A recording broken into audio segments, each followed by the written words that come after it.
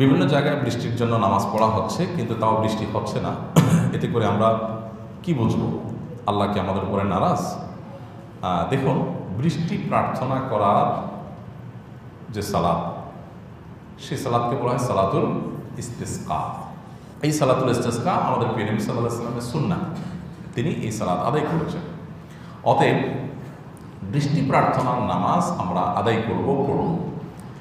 বৃষ্টি আসুক অথবা না আসুক, আমরা আল্লাহর কাছে দোয়া করব, আল্লাহ আমার দোয়া বাহ্যিক দৃষ্টিতে কবুল করুন অথবা না করুন।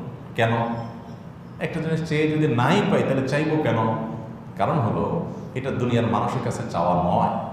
দুনিয়ার মানুষের কাছে চেয়ে যদি আমি না পাই তাহলে চেয়ে অযথা নিজেকে ছোট করবো কেন? এটা দুনিয়ার মানুষের হিসাব। আর আল্লাহর হিসাব কি? আল্লাহর কাছে যে আমি চাইলাম, এই চাওয়াটাই একটা ইবাদত। আমার কাঙ্ক্ষিত জিনিসটা আমি পাই বা না পাই, এই চাওয়ার কারণে আমার আমল নামায় সওয়াব বা বিনিময় অটোমেটিক লেখা হবে, যদি আমার চাওয়াটা আল্লাহর জন্য হয়ে থাকে। কথা কি বুঝাতে পারছি? দোয়া করাটাই একটা কি ইবাদত। দোয়ার মাধ্যমে আমি যা চাইলাম সেটা আমি পাইলাম কি না পাইলাম এটা দেখার দরকার নেই। আমি যদি নাও পাই তারপর শুধু দোয়া করার মাধ্যমেই আমি একটা ইবাদত করলাম এবং নেকামলের উপযুক্ত হয়ে গেলাম ইনশাআল্লাহ। এক। দ্বিতীয়ত হলো, অনেক সময় আমাদের দোয়ার ফলাফল অনেক পরে গিয়ে প্রকাশ পায় বা আমরা পাই। এরকম বহু ঘটনা আপনি পাবেন। আপনার জীবনে অনেক আগে একটা জিনিস দোয়া করেছেন, আপনি নিজেও মনে করতে পারেন না কখন দোয়া করছেন, ভুলেই গেছেন আপনি হয়তো, আল্লাহ বলেন না, আল্লাহ তাআলা বলেন না।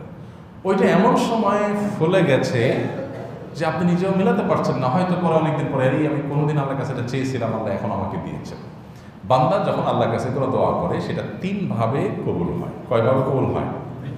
তিনভাবে। নাম্বার এক, যখন আমরা কোনো বিষয় আল্লাহর কাছে চাই, যা চাইলাম যখন চাইলাম তখন সেই জিনিসটা দিয়ে দিলেন তৎক্ষণাৎ, এটা এক ধরনের কবুল। এটাই আমরা সাধারণত চাই যে আল্লাহ তোমার কাছে আমি চাইছি, এখনো দিয়ে দাও। কখনো কখনো বান্দা যা চান যখন চান তখন আল্লাহ সেই জিনিসটা দেন না।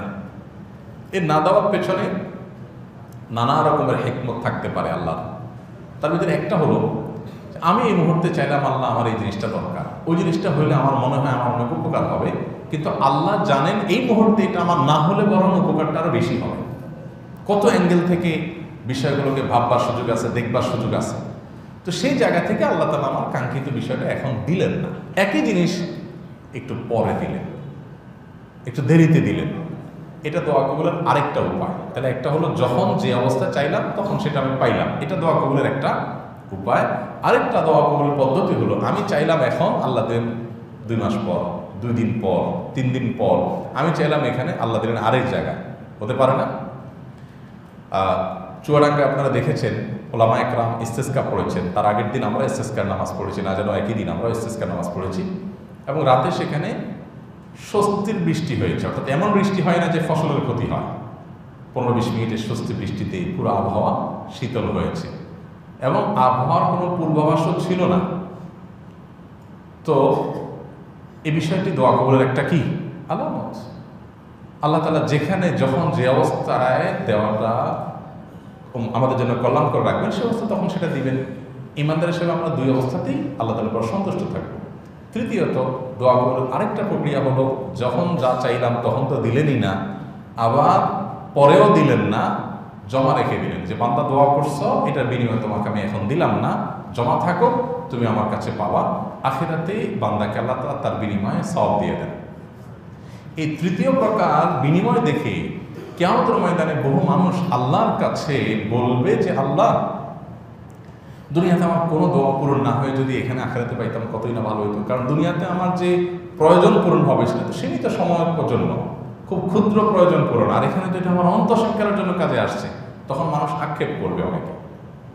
এই জন্য ভাই, ঈমানদারের বিষয় সম্পর্কে নবীজি সাল্লাল্লাহু আলাইহি ওয়াসাল্লাম বলেছেন, আজাবান লিআমরিল মুমিনি ইন্না আমরাহু কুল্লাহু খায়র। ঈমানদারের পুরো জীবনটাই হলো আপনার সারপ্রাইজিং, পুরো জীবনটাই হলো তার জন্য আনন্দের, এবং তার হারাবার কিচ্ছু নেই ঈমানদারের।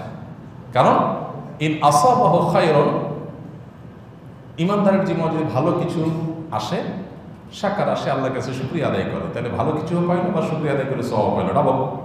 ওয়াইন আসাবাহু শাররুন, আর যদি ইমানদারের কোনো বিপদ আপদ হয়, সমস্যা হয়, যা চাইলো তা পাইল না, তখন সবর আসে, সবর করে যে ঠিক আছে, না পাইলে আমি আল্লাহর উপর সন্তুষ্ট, তখন সে বিনিময় লাভ করে। তাহলে হাতির মতো মরলেও লাখ, বাঁচলেও লাখ।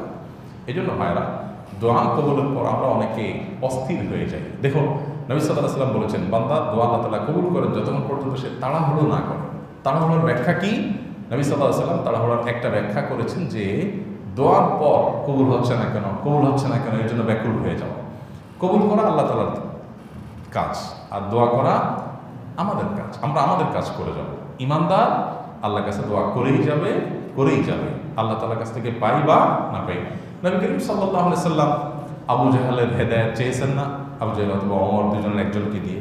আল্লাহ তাআলা যদিও মূল দোয়া কবুল করেছেন, কিন্তু আবু জাহেলকে ইসলামে আসো এটা যে চেয়েছেন তিনি, তার সে চাওয়াটা পূরণ হয়নি। তো আল্লাহর প্রিয় বান্দাদের, আল্লাহ নেককার বান্দাদের আল্লাহ তাআলা অনেক চাওয়া বিলম্বে পূরণ করেছেন, অনেক চাওয়া পূরণ করেননি।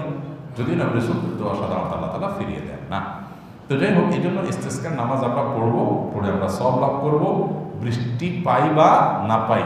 আর যারা সমালোচনা করবে ওরা বৃষ্টিও পাইল না, সওয়াবও পাইল না, বৃষ্টিও পাইল না, সওয়াবও পাইল না। ইমানদার একদিকে আল্লাহর কাছে দোয়া করবে, আরেকদিকে দাওয়াই নিয়ে সে দৌড়াবে। আমরা আলহামদুলিল্লাহ একদিক থেকে আল্লাহর কাছে বৃষ্টি প্রার্থনার জন্য, সালাতুল ইস্তিসকার জন্য বেরিয়ে পড়ি, আরেক হাতে আমাদের বৃক্ষরোপণের জন্য গাছের চারা আমাদের হাতে থাকে। আমাদের একই হাতে একসঙ্গে আল্লাহর কাছে দোয়া করি, আবার সে হাত দিয়ে আমরা গাছ লাগাই। এইভাবে নানাবিধ কর্মকাণ্ডের মাধ্যমে সমাজের মানুষের উপকার আমরা করার চেষ্টা করব। এই শিক্ষা ইসলাম আমাদেরকে দিয়েছে। আল্লাহ তাআলা আমাদেরকে বোঝার তৌফিক দান করুন।